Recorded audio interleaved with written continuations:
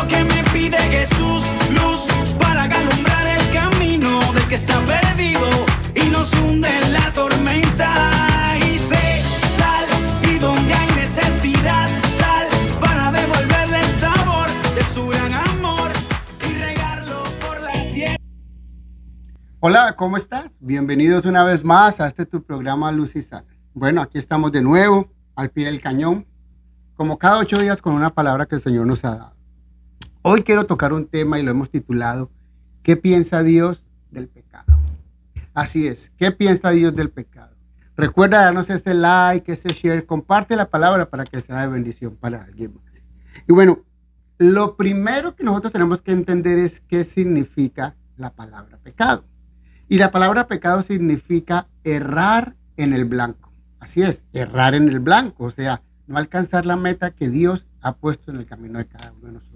También significa transgresión a la ley. Y tú me dirás, ¿cómo así, Julián? ¿De qué ley tú me estás hablando? Bueno, de la ley, la que Dios creó desde la eternidad, por la eternidad y para siempre. Ahora, tú me dirás, Julián, pero nosotros ya no nos regimos por la ley. Bueno, sí, pero no. Déjame te explico. Mira, Josué 1:8 dice, nunca se aparte de tu boca este libro de la ley. O sea, ¿a qué se refiere con esto? A la Biblia, a la palabra de Dios, la que tenemos hoy. Ellos en aquella época tenían el Pentateuco, que son los primeros 5 libros. Nosotros tenemos todo el Antiguo y el Nuevo Testamento como una guía para nuestro diario de vida. Ahora, sus 10 mandamientos no claudican. Están ahí por siempre, todo el tiempo. Ahora, ¿tú te imaginas si nosotros no podíamos, o sea, que en aquella época no se pudieran cumplir los más de 620 y pico, si no me falla la memoria, de leyes que tenían que cumplir? Con una que fallaran ya perdían el año. Imagínate nomás con 10, si no podemos ni siquiera con estos 10, ¿cómo íbamos a poder nosotros con 600? Entonces surge una pregunta. ¿Por qué Dios odia el pecado? Y tú me dirás, Julián, ¿dijiste odio? ¿Odio? ¿Acaso Dios no es amor? Sí, Dios es amor, pero también es fuego consumidor. Ahora, mira lo que dice la palabra en Romanos 6:23. La palabra dice en Romanos 6:23, porque la paga del pecado es muerte, pero la dádiva de Dios es vida eterna en Cristo Jesús, Señor nuestro. Te voy a pedir que tengas lápiz y papel a la mano para que tú puedas escribir todos estos versículos. Recuerda que no debemos de quedarnos solamente con lo que escuchamos. No nos hagamos solamente oidores, hagámonos hacedores de la palabra. Es bueno que tú corrobores lo que nosotros decimos a través de las cámaras. Mira, me gusta mucho este Romanos 6:23 porque nos da 2 caras de la moneda. Por un lado, hacia dónde nos lleva el pecado, que es muerte, pero por otro lado tenemos la vida en Cristo Jesús, y ahorita vamos a hablar un poquito más acerca de ello. Es necesario primeramente entender por qué les digo Dios odia el pecado. Mire, lo primero que tenemos que entender es que el pecado nos separa de Dios. Y segundo, Dios no habita donde hay pecado. Salmos 5:4. Mire lo que nos dice la palabra en Salmos 5:4. Porque tú no eres un Dios que se complace en la maldad. El malo no habitará junto a ti. O sea, a Dios no le agrada el pecado. El malo no vivirá junto al Señor. Y mire, vivimos en un mundo donde se mueve una línea muy, muy finita, muy, muy delgadita. Y tristemente la iglesia no se escapa de eso. El problema que nosotros estamos enfrentando en el día a día es que se ha malinterpretado el amor de Dios para con la humanidad. Ahora, por supuesto que Dios nos ama. Claro, Dios no nos hizo para desecharnos. Dios quiere que todos seamos salvos. Son nuestras propias decisiones las que nos terminan apartando o separando de Dios. Desde el principio de la creación, la verdad, hemos sido rebeldes y no hemos sido capaces de cumplir los mandamientos que se nos han dado.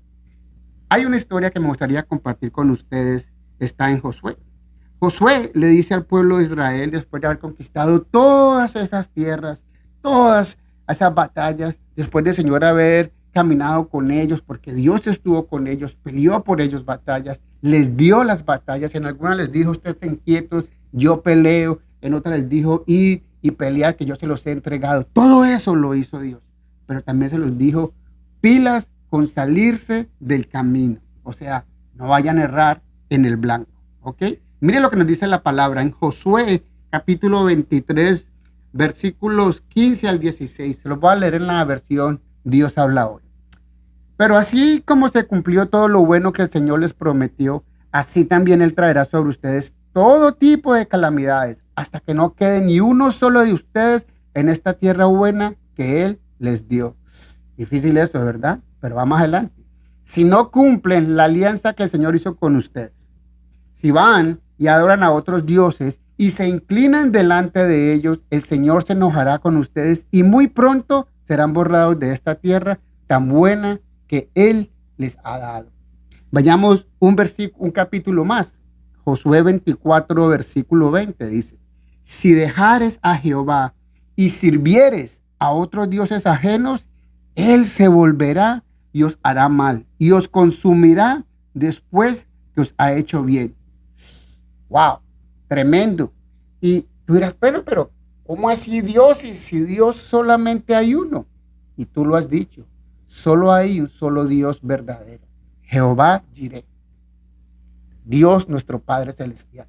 Los otros son dioses hechos, creados, inventados por hombres. Y te voy a dar un poquito así como para que tengas una idea de cuáles eran esos dioses a los que adoraban en el Antiguo Testamento. Baal, Acera, Moloch, Dagón, Nebo o Marduk. Eran dioses cananeos, amonitas, babilonios, sirios y filisteos. Todos esos dioses eran dioses paganos. Así es. Dioses que crearon ellos, que crearon los hombres para adorar. Y eso enojó mucho a Dios. Porque el pueblo de Israel estaba haciendo lo mismo. Se estaba metiendo con ese pueblo que idolatraban todos estos dioses y se estaban contaminando. Ahora, lo triste de esta historia es que aún en este siglo, en estos años, nosotros hacemos lo mismo que aquellos cananeos, babilonios, egipcios, que hacían y adoraban a otros dioses. Hoy en día, en Asia, por ejemplo, tú ves cómo adoran todo este poco de estatuas, le ponen luces, adoran las ratas, en India las vacas, en otros países otras cosas, inclusive aquí, en América, desde Estados Unidos hasta Argentina. La idolatría, la verdad que nos está consumiendo. Mira lo que hemos visto, hacemos estatuas, hacemos imágenes, ponemos velas a cuadros, crucifijos, se hacen procesiones cargando una estatua de yeso, cuando el Señor dice que no nos hagamos imágenes en yeso, en madera, que tienen ojos y no ven, boca y no hablan, oídos y no oyen. Todo eso es idolatría. Y Dios odia la idolatría. Por eso Él se volverá y os hará mal y os consumirá después que os ha hecho bien. El Señor les está diciendo todo lo malo, todo lo bueno que el Señor les dio, si se convierten y hacen lo malo, el Señor los va a castigar. Y alguien me puede decir, ese no es el Dios que yo conozco. ¿Cómo tú me estás hablando de un Dios que destruye todo? Yo te voy a decir, bueno, Dios es el mismo ayer, hoy y siempre. ¿Sabe qué es lo que sucede? Como les dije ahorita, hemos hecho una imagen de Dios bonachón, un Dios permisivo, un Dios que todo lo prueba, un Dios que admite todo, un Dios que nos ama tal y como nosotros somos. Y mire, sí es cierto que el amor de Dios es incondicional para con nosotros, que su amor nos perdona del pecado, pero ¿qué quiere Dios que nosotros hagamos? Que cambiemos nuestra manera de vivir. El que habita en pecado, el que vive en pecado, no heredará el reino de los cielos. No lo digo yo, lo dice la palabra, está en las escrituras. Mira, yo en los versículos que les acabo de leer o de compartir, vemos cómo Dios le está hablando a una segunda generación.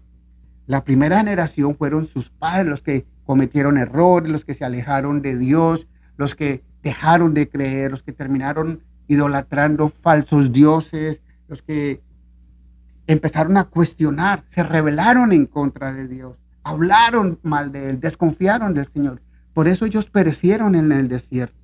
perdieron la brújula, perdieron el norte.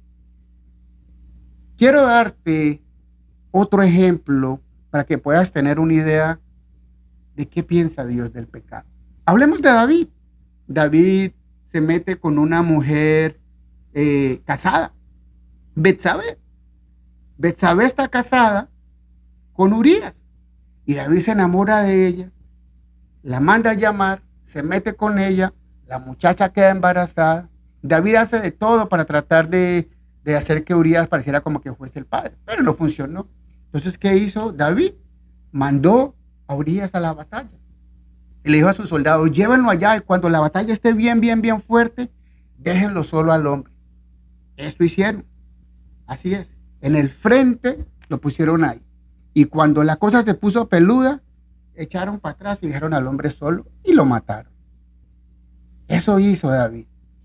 Ahora, tú me dirás, ¿cuál fue el castigo para David? Nada más y nada menos que ese niño que nació producto de ese pecado, murió. Así, murió el niño. Y eso no fue solamente lo que sucedió, eso fue el principio de todo lo malo que le vino encima. Dios le dijo que su espada vendría sobre su familia y moriría desde su familia. Así que uno de sus hijos termina violando a su media hermana. El otro hijo, Absalón, en venganza mata al hermano que violó al hermano. Y peor, después él se quiere proclamar rey. Usurpa el trono de David, lo persigue para matarlo. Pero dejemos que sea la Biblia quien nos lo cuente. Mira, aquí en 2 de Samuel, capítulo 12, versículo 10 al 12, dice la palabra. Pues bien, por haberme despreciado tomando la mujer de Urías, elitita, para convertirla en tu esposa, la espada ya nunca abandonará tu casa. Esto dice el Señor. Yo haré que la desgracia te sobrevenga desde tu propia casa.